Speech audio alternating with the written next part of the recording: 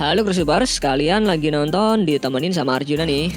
Kalian sadar nggak? Setiap harinya pasti ada makhluk hidup, salah satunya manusia menghadapi kematian. Proses pemakaman pun berbeda-beda. Umumnya ada yang dikubur di dalam tanah, ada juga yang dikremasi. Selain itu, ternyata terdapat pemakaman yang anti mainstream nih. Berikut ini ada beberapa inovasi pemakaman ramah lingkungan. Sebelum lanjut videonya, bagi kalian yang belum subscribe, klik dulu tombol subscribe di bawah video ini. Mari kita bagi pengetahuan dan hal seru lainnya yang ada di dunia ini.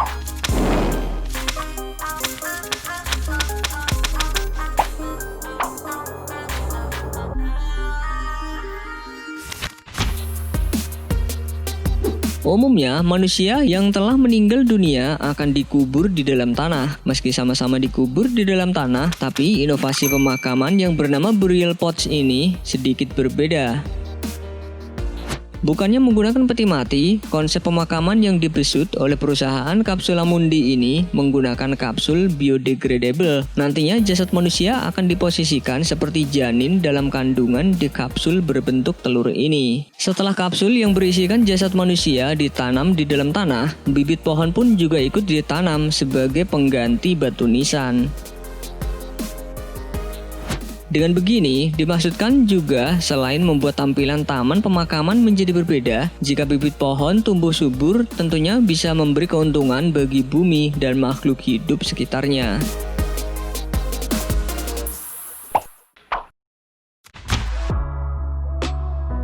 Berbeda dari yang lain, proses pemakaman ini bukan mengubur jasad di dalam tanah, melainkan di bawah laut. Meski terkesan aneh, tapi rupanya inovasi pemakaman di bawah laut ini dapat mengurangi penggunaan lokasi tanah yang semakin hari semakin sempit.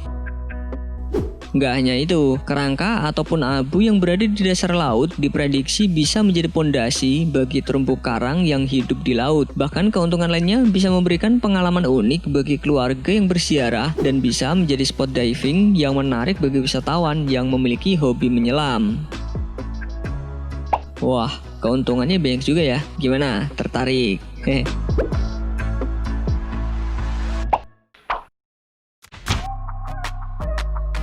Nggak sedikit ada sejumlah orang yang memutuskan untuk melakukan kremasi atau bakar pada jasad anggota keluarga yang sudah meninggal dunia. Namun metode ini sering dianggap memiliki resiko emisi yang dapat mempengaruhi udara alam di sekitar. Mungkin metode cremation bisa menjadi solusinya. Metode ini sebenarnya hampir sama dengan kremasi. Bedanya, cremation ini merupakan metode penghancuran jasad dengan memanfaatkan nitrogen. Nantinya jasad akan dibekukan dengan nitrogen bersuhu minus 20 derajat Celcius. Lalu dengan begitu, jasad bisa dengan mudah hancur walaupun hanya diguncangkan. Nantinya, serpihan jasad ini akan disaring, di mana bagian yang sulit dibaur bisa disimpan oleh keluarga, dan yang sudah terurai bisa ditanam di dalam tanah dan dicampurkan dengan bibit pohon.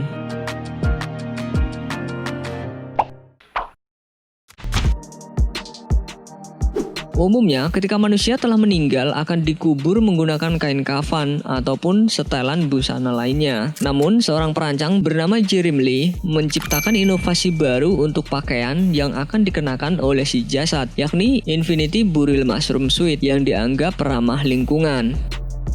Baju tersebut berisi spora jamur pemakan daging yang akan mencerna jaringan tubuh manusia. Tidak hanya bisa mencerna jasad manusia, baju tersebut juga bisa memecah toksin atau racun yang dilepas saat proses peruraian materi. Baju jamur itu bisa mengeliminasi sekitar 300 bahan kimia yang dilepaskan ke lingkungan jika seseorang meninggal.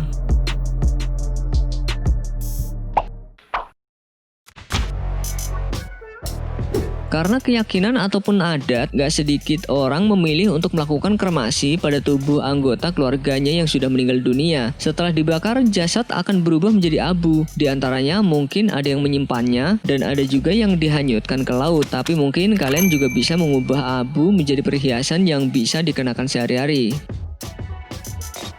Selain bisa menjadi kenang-kenangan dari orang-orang tersayang yang telah tiada, kabarnya membuang abu jenazah ke laut dapat mencemari kondisi lingkungan.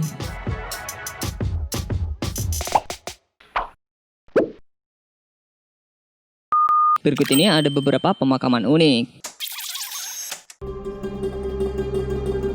Keanekaragaman tradisi memakamkan orang yang sudah meninggal juga dimiliki Indonesia guys. Salah satunya yang terkenal yakni proses pemakaman di Tanah Sumba, tepatnya di Kampung Galuh.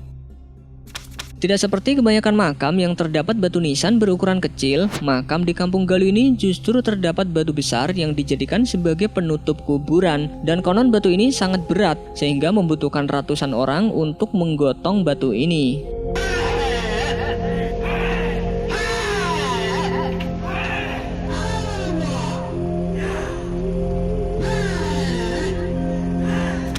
Jadi makam di Sumba ini tidak hanya diisi oleh satu jenazah saja, tapi lebih dari itu. Biasanya satu makam bisa diisi oleh sejumlah anggota keluarga lainnya dan tidak harus memiliki waktu meninggal yang sama.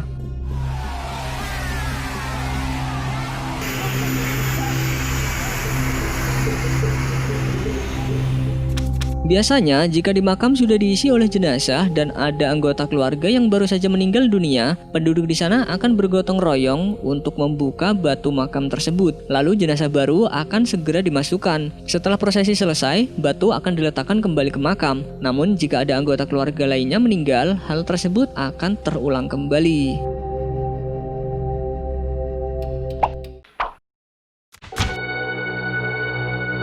Bukannya terkesan mengerikan, pemakaman di Romania ini justru terkesan ceria. Bukan hanya terdengar dari namanya saja, makam bernama Mary Cemetery ini dipenuhi dengan kayu nisan yang dicat warna-warni dan dihias dengan lukisan yang menggambarkan kisah hidup, rahasia, atau saat-saat terakhir sebelum orang itu meninggal dunia.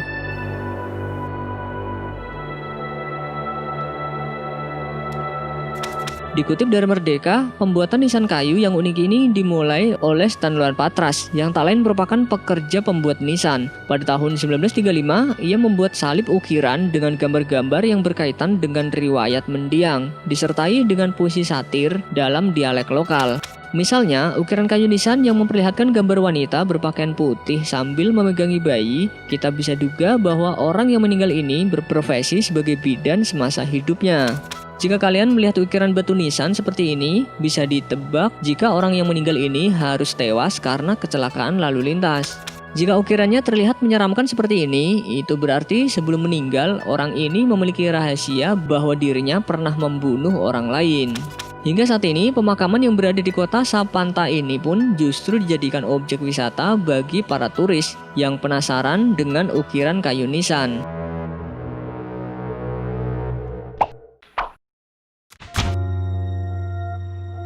Di Indonesia, rupanya terdapat pemakaman unik tepatnya berada di Sulawesi Utara yang dilakukan oleh suku Minahasa. Sejak abad ke-9, suku ini memiliki tradisi maupun ritual yang unik, di mana memakamkan orang yang meninggal bukan dengan cara yang umum. Alih-alih dibaringkan di bawah tanah, jenazah di sana akan dimakamkan dengan posisi tumit kaki menempel pada bokong dan mencium lutut, yang sekilas seperti posisi duduk. Jenazah juga sengaja dihadapkan ke arah utara lantaran suku Minahasa percaya nenek moyang mereka berasal dari utara. Menurut kepercayaan setempat, jenazah yang dimakamkan seperti itu melambangkan kesucian dan kebaikan. Tak cukup sampai di situ guys, jenazah tersebut dikubur dalam sebuah batu yang diberi nama waruga yang memiliki arti rumah badan atau tempat kembalinya jenazah. Umumnya waruga berupa kotak batu yang memiliki atap genting berbentuk segitiga. Namun ada juga waruga yang berbentuk lain seperti bulat dan segi delapan. Pada zaman itu, ternyata tidak semua orang Minahasa dikuburkan dalam waruga. Hanya orang yang memiliki status sosial saja yang layak dimakamkan di tempat tersebut. Dan kini makam-makam waruga tersebut telah dijadikan tempat wisata untuk para wisatawan.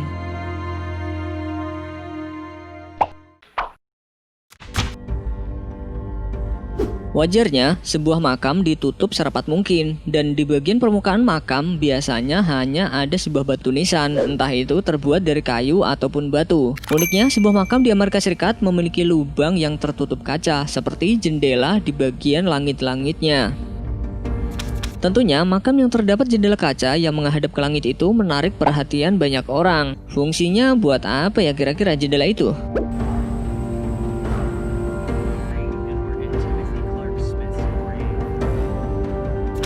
Setelah ditelusuri, rupanya makam itu merupakan makam dari seorang dokter bernama Timothy Clark Smith yang sudah meninggal sejak tahun 1893. Meski seorang dokter, namun semasa hidupnya dokter ini memiliki tapophobia, yaitu rasa ketakutan kalau dirinya dikubur sebelum benar-benar meninggal dunia. Hal ini dikarenakan pada masa itu alat medis belum terlalu canggih, sehingga orang yang berada dalam kondisi tidak sadar atau mati suri sering dianggap sudah mati kemudian dikubur, padahal orang tersebut belum benar-benar mati. Apalagi pada masa itu beredar cerita tentang kejadian tersebut. Pada abad ke-18 hingga 19, akhirnya banyak makam yang dirancang sedemikian rupa sehingga ketika ada jenazah yang hidup kembali bisa memberi petunjuk kepada dunia luar untuk meminta bantuan. Biasanya digunakan seutas tali yang diikatkan dengan bagian dari dalam peti jenazah. Hal itu memungkinkan jenazah itu bisa menarik tali tersebut untuk membunyikan bel atau mengibarkan bendera yang terletak di luar makam bila ia hidup kembali dan ingin meminta bantuan. Dalam makam Smith juga dirancang dengan perlengkapan seperti itu, bahkan juga dilengkapi dengan jendela. Dengan begitu, orang luar bahkan bisa menengok ke dalam liang makam melalui jendela tersebut untuk memastikan apakah dokter tersebut hanya mati suri atau benar-benar mati. Namun anehnya, kuburan ini tidak dilengkapi dengan lubang udara, sehingga kalaupun jenazah itu hidup kembali, ya bisa-bisa mati lagi karena kehabisan oksigen.